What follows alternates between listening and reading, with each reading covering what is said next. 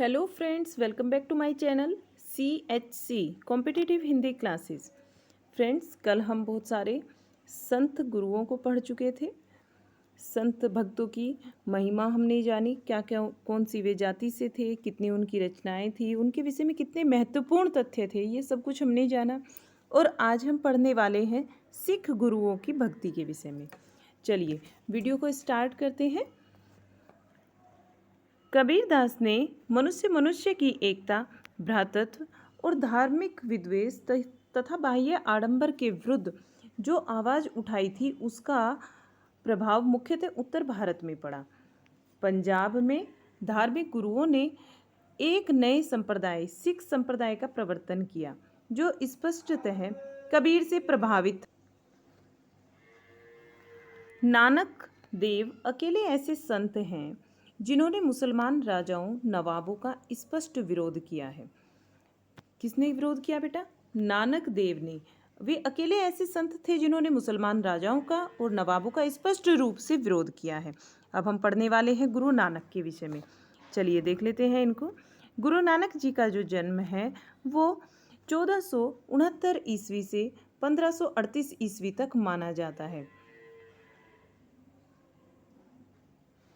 नानक पंथ के प्रवर्तक गुरु नानक इतिहास के प्रसिद्ध व्यक्ति हैं। इनका जन्म राय भोई के तलवंडी नामक गांव में हुआ था, जो कि जिला लाहौर में वर्तमान में स्थित है। चलिए आगे देखिए। यह गांव लाहौर से लगभग 30 मील दूर दक्षिण पश्चिम में स्थित है और बाद में इस तलवंडी को ननकाना कहा जाने लगा। जहाँ गुरु नानक जी का जन्म हुआ था तलवंडी नामक स्थान पर, तो अब उसको हम किस नाम से जानते हैं? ननकाना के नाम से जानते हैं। गुरु नानक ने सिख धर्म का प्रवर्तन किया। इतिहास ने अब इसे पाकिस्तान के हवाले कर दिया है, यानी कि इतिहास में जब हम अब पढ़ते हैं इसको, तो ये पाकिस्तान के अंतर्गत आता है।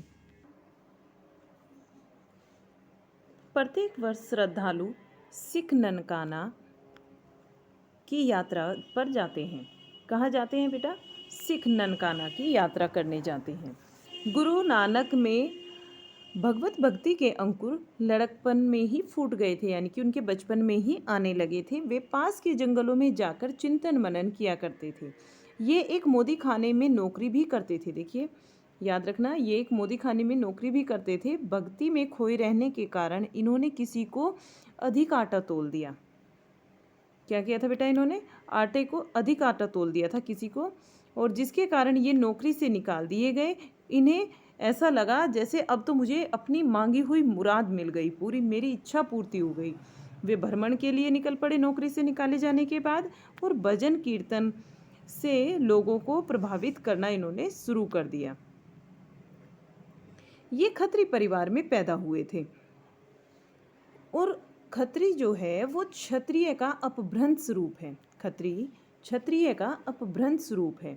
बनियों का पेशा अपना लेने के कारण खत्री लोग बनिया कहे जाने लगे। गुरु नानक ने महसूस किया कि वाणी के द्वारा अभिव्यक्त विचारों से काम चलने वाला नहीं है। अतः उन्होंने एक धार्मिक संगठन को खड़ा किया और अपना उत्तराधिकारी भी उन्होंने नियुक्त किया। गुरु नानक जानते थे बेटा कि अकेले रहकर और अपने द्वारा विचारों को व्यक्त करके वे जिस मुकाम को हासिल करना चाहते थे, या जो समाज के अंदर परिवर्तन लाना चाहते थे, वो नहीं हो सकता। इसीलिए उन्होंने एक संगठन की स्थापना की और उसमें संगठन में एक उत्तराधिकारी का पद भी नियुक्त किया। गुरु नानक पहले संत हैं जिन्होंने विदेशी आक्रमणकारियों के विरुद्ध आवाज़ उठाई। गुरु नानक ने अंत में कबीर की निर्गुण उपासना का सिख प्रचार पंजाब से आरंभ किया और वे सिख संप्रदाय के आदि गुरु हुए। ये चीज़ें याद रखिए, अच्छा पॉइंट है ये। इनके पिता का नाम कालूचंद है। इनके पिता का नाम क्या है बेटा? कालूचंद। और माता का नाम तृप्ता है। देखिए माता से तो क्वेश्चन भी बना है इनका। एक बार बेटा क्वेश्चन पूछा गया कि गुरु नानक देव की माता का क्या नाम है, तो इनकी माता का नाम है तृप्तता। ये TGT 2021 में क्वेश्चन आया था, अभी लास्ट में जो एग्ज़ाम हुआ। गुरु नानक विवाहित भी थे। इनकी पत्नी का नाम सुलक्षणा था। ये चीज़ें याद रखनी है। कबीर की पत्नी का क्या नाम है, गुरु नानक की पत्नी का क्या नाम है। ये सारे ही पॉइंट आपको, या रैदास के विषय में हमने पढ़ा था, ये सब पॉइंट आपको याद रखने हैं। इनके 2 पुत्र थे, श्रीचंद और लक्ष्मीचंद। पिता की भांति श्रीचंद भी व्याख्यात साधु हुए। आगे चलकर श्रीचंद ने उदासी संप्रदाय का प्रवर्तन किया। उदासी संप्रदाय का प्रवर्तन किसने किया? श्रीचंद ने किया। चलिए, ये वाला क्वेश्चन भी पीजीटी 2021 में पूछा गया है कि उदासी संप्रदाय का प्रवर्तन किसने किया, तो श्रीचंद ने किया। अच्छा, ये देखिए इनकी प्रमुख रचनाएं देखिए, गुरु नानक देव जी की प्रमुख रचनाएं, जपू जी, आसा दीवार, रही रास, सोहिला और नसीहतनामा, ये इनकी महत्वपूर्ण रचनाएं हैं। जो नसीहतनामा रचना है ये खड़ी बोली का एक रूप है, यानी कि ये खड़ी बोली भाषा में लिखी गई है। नानक का अधिकांश साहित्य पंजाबी में है, किंतु इन्होंने ब्रज शब्दावली का भी प्रयोग किया है। गुरु नानक ने पंजाबी के साथ हिंदी में भी कविताएं लिखी हैं। इन्होंने हिंदी में ब्रजभाषा और खड़ी बोली दोनों का मेल है। इनकी जो हिंदी है, यानी जो रचनाएं इन्होंने हिंदी में की, उसमें ब्रजभाषा का और खड़ी बोली का दोनों का संयुक्त रूप देखने को मिलता है। आगे देखिए, गुरु गोविंद सिंह के विषय में अब हम पढ़ेंगे। गुरु गोविंद सिंह का जन्म 1664 ईस्वी और इनकी मृत्यु 1718 ईस्वी को हुई थी। इनका जन्म स्थान पटना। ये गुरु नानक की ही परंपरा के 10वें गुरु माने जाते हैं। अभी हमने गुरु नानक को पहले नंबर पर पढ़ा और ये गुरु गोविंद सिंह 10वें नंबर के गुरु हैं। खालसा पंथ की स्थापना इन्होंने ही की थी। ये इम्पोर्टेंट है पॉइंट आपका, इस पर स्टार लगा लीजिए। इस पंथ में सर्वप्रथम पंच प्यारे को दीक्षित किया गया। खालसा पंथ में सर्वप्रथम किसको दीक्षित किया गया? पंच प्यारे को दीक्षित किया गया। और देखिए इनके विषय में, गुरु गोविंद सिंह ने इन्हें अपनी संतान घोषित किया। गुरु गोविंद सिंह ने क्या किया था? इन्हें अपनी संतान घोषित किया था। इनकी प्रमुख रचना का नाम है चंडी चरित्र। और चंडी चरित्र के विषय में बेटा टीजीटी 2022 में ये क्वेश्चन पूछा गया है, टीजीटी 2002 में, कि चंडी चरित्र किसकी रचना है। ठीक है, आगे देखिए, इनकी रचनाओं का संग्रह का एक नाम दसम ग्रंथ है, यानी कि जो दसम ग्रंथ के नाम से एक संग्रह है, रचना है, तो इसमें सारी रचनाएं गुरु गोविंद सिंह की हैं। इनकी शैली ओजस्विनी शैली है और इन्हें 24 अवतार नामक श्रृंगार प्रक रचना भी की थी। इन्होंने कौन सी रचना की थी? 24 अवतार नामक श्रृंगार प्रक रचना थी, ये भी इन्हीं की है, 24 प्रक अवतार। चलिए आगे देखते हैं गुरु अर्जुन देव को। गुरु अर्जुन देव का जो जन्म है वो 1563 ईस्वी से 1606 ईस्वी तक माना जाता है। ये सिखों के 5वें नंबर के गुरु थे। अभी हमने पहले नंबर के पढ़े, 10वें नंबर के पढ़े, अब हम 5वें नंबर के गुरु पढ़ रहे हैं, गुरु अर्जुन देव को। इन्होंने गुरुओं की बानियों तथा इस पंथ के बाहर के कुछ संतों की बानियों का संग्रह और संपादन किया। 1604 ईस्वी में आदि ग्रंथ में, यानी आदि ग्रंथ किसका है? गुरु अर्जुन देव का। गुरु अर्जुन देव ने आदि ग्रंथ में क्या किया बेटा, कि एक तो सिख पंथ, सिख संत जो थे, सिख धर्म के अंतर्गत जितने भी संत आते हैं उनकी वाणियों को, और इसके बाहर के कुछ संतों की वाणियों को, जैसे हमने पीछे पढ़ा कि रैदास के भी कुछ फुटकल पद हमें गुरु ग्रंथ साहिब में मिलते हैं, ऐसे ही बहुत सारे हमने संत पढ़े हैं, पीपा है, धन्ना, ये इनके विषय में भी हमने पढ़ा। किसी का 1 पद, किसी के 2 पद, किसी के 4 पद भी हमें इसमें देखने को मिलते हैं। चलिए आगे देखते हैं। कहा जाता है कि शेख फरीद, जयदेव और रैदास की बानियाँ स्वयं गुरु नानक देव ने अपनी देखरेख में ही संग्रहित कराई थी। आदि ग्रंथ की प्रस्तुति का श्रेय गुरु अर्जुन देव को ही है। इसमें गुरु अर्जुन देव की बानियाँ भी रखी गई हैं। अंत में जहांगीर ने उन्हें कैद कर लिया और अनेक अमानुषिक यातनाएं इनको दी, गुरु अर्जुन देव को। इनकी जो प्रमुख रचनाएं हैं, गुरु अर्जुन देव की कुछ प्रमुख रचनाएं हैं, ये हैं, 3 ही रचनाएं हमको मिलती हैं इनकी। सुखमणि, बामन अखरी, 12 मासा। सुखमणि, बामन अखरी, 12 मासा। और इनके ग्रंथ साहिब में 6000 पद संकलित हैं। ग्रंथ साहिब में इनके कितने? 6000 पद संकलित हैं। चलिए आगे देखते हैं। शेख फरीद। अब हम शेख फरीद के विषय में जानेंगे। इनके विषय में ज़्यादा कुछ जानकारी नहीं मिलती, जो भी है आपके सामने देख लीजिए।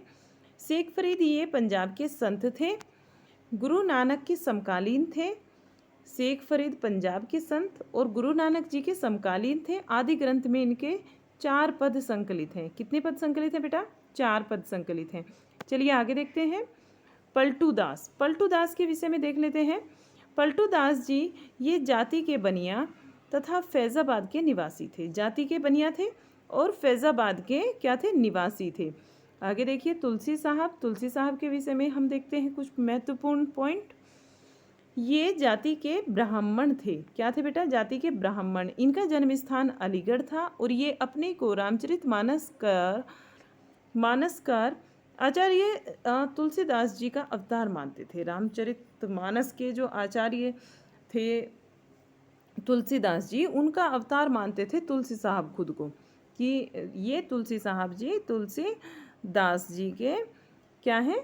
अवतार हैं। तुलसी साहब ने आवा पंथ की स्थापना की। कौन से पंथ की तुलसी साहब ने स्थापना करी?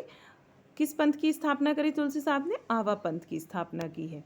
चलिए आगे देखते हैं। इनकी जो प्रमुख रचनाएं हैं, प्रसिद्ध रचनाएं हैं, वे 2 ही हमें मिली है। पहली है घट रामायण और दूसरी रतन सागर। पहली घट रामायण, दूसरी रतन सागर। चलिए आगे देखते हैं। निपट निरंजन स्वामी को देख लेते हैं। ये निरंजनी संप्रदाय के संत थे। निपट निरंजन स्वामी निरंजनी संप्रदाय के संत थे। किस संप्रदाय के संत थे बेटा? निरंजनी संप्रदाय के। और शिव सिंह सेंगर के अनुसार ये गोस्वामी तुलसीदास जी के समकालीन थे, ऐसा मानते हैं शिव सिंह सेंगर जी। इनके विषय में हम पढ़ चुके हैं। शिव सिंह सेंगर के शिव सिंह सरोज नामक ग्रंथ इनका बहुत ही प्रसिद्ध है। ये गोंड ब्राह्मण थे और दौलताबाद के निवासी थे। ये गोंड ब्राह्मण थे। कैसे ब्राह्मण थे बेटा? गोंड ब्राह्मण थे। कहाँ के निवासी थे? दौलताबाद के निवासी थे। किस संप्रदाय से संबंधित थे? निरंजनी संप्रदाय से। और किसके समकालीन थे? तुलसीदास जी के समकालीन थे। चलिए आगे देखते हैं इनके विषय में। इनकी जो प्रमुख रचनाएं हैं वे हैं शांत सरसी और निरंजन संग्रह। शांत सरसी और निरंजन संग्रह इनकी प्रमुख रचनाएं हैं, इनके प्रमुख ग्रंथ हैं। अब हम बाबरी साहिबा को देख लेते हैं। बाबरी साहिबा संत संप्रदाय में बाबरी साहिबा का विशेष महत्व है। बाबरी साहिबा इस पंथ की प्रमुख संत थी। ये उच्च कुल की महिला थी। क्या थी बेटा? उच्च कुल की महिला थी। यानी किसी भी महिला के बारे में अगर आपसे जाना जाए कि निर्गुण शाखा के अंतर्गत या फिर सिख संप्रदाय के अंतर्गत जो संत कवि हुए हैं उनमें कोई महिला भी थी तो आप बता सकते हैं वो थी बाबरी साहिबा। ये महिला थी, उच्च कुल की थी। और बाबरी साहिबा सम्राट अकबर के समकालीन थी। किसके समकालीन थी? सम्राट अकबर के। चलिए आगे देखते हैं। संत जंबनाथ को संत जंबनाथ, ये जंबनाथ जी का जो जन्म है 1451 में जोधपुर राज्य के नागौर प्रदेश के पीपासर, या इसको हम पयासर भी बोलते हैं, ग्राम में राजपूत परिवार में हुआ था। इन्होंने बाबा गोरखनाथ से दीक्षा प्रदान की थी। बाबा गोरखनाथ से इन्होंने क्या ली थी? दीक्षा ली थी। ठीक है। और अभी तक इनकी कोई कृति नहीं मिली है। इनकी हमें कोई भी कृति अभी तक संत जंबनाथ की नहीं मिली है। जंबनाथ विशेष नाथपंथ से विशेष प्रभावित थे। विशेष रूप से नाथपंथ का इन पर प्रभाव पड़ा हुआ था। इनके प्रमुख शिष्य हवाली, पावजी, लोहा पागल और दंतनाथ थे। जंबनाथ ने विष्णोई संप्रदाय की स्थापना। किस संप्रदाय की स्थापना की इन्होंने? विष्णोई संप्रदाय की स्थापना करी। ये सारे पॉइंट आपको याद रखने हैं, किसने किस संप्रदाय की स्थापना की है। तो जंबनाथ ने विष्णोई संप्रदाय की स्थापना की है। संत सिंगा को देख लेते हैं। कल हमने संत सेन पढ़ा था जिसको हम सेना भी बोलते हैं। आज हम संत सिंगा को पढ़ने वाले हैं सिख संप्रदाय के अंतर्गत। चलिए, संत सिंगा का जन्म मध्य भारत की रियासत वाड़गानी के खजूर गांव में एक गवाल परिवार में हुआ था।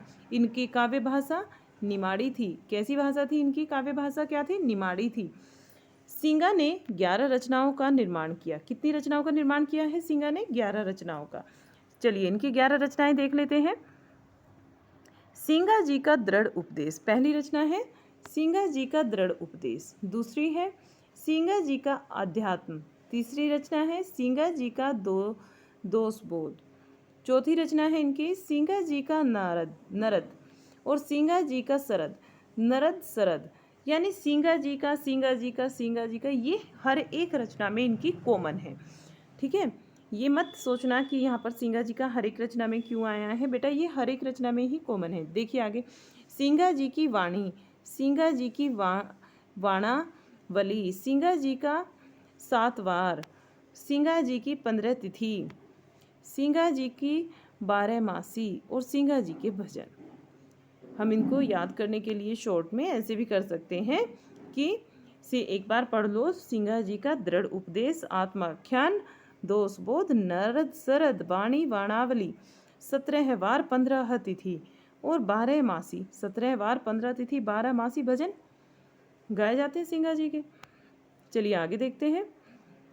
सींगा जी के काव्य का एक छोटा सा संग्रह है, संत सींगा जी शीर्षक से उपलब्ध है। एक छोटा सा संग्रह क्या है, इनके काव्य का जितना भी इन्होंने काव्य लिखा है उसका संग्रह है।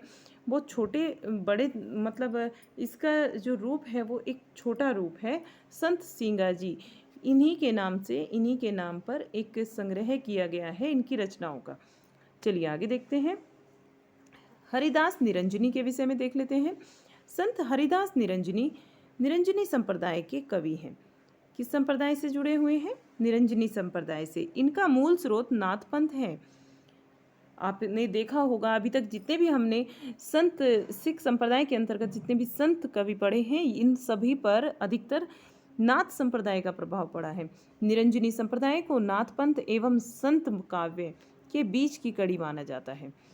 इस संप्रदाय के प्रवर्तक स्वामी निरंजन थे, जो ब्रह्मा के निर्गुण रूप के उपासक थे।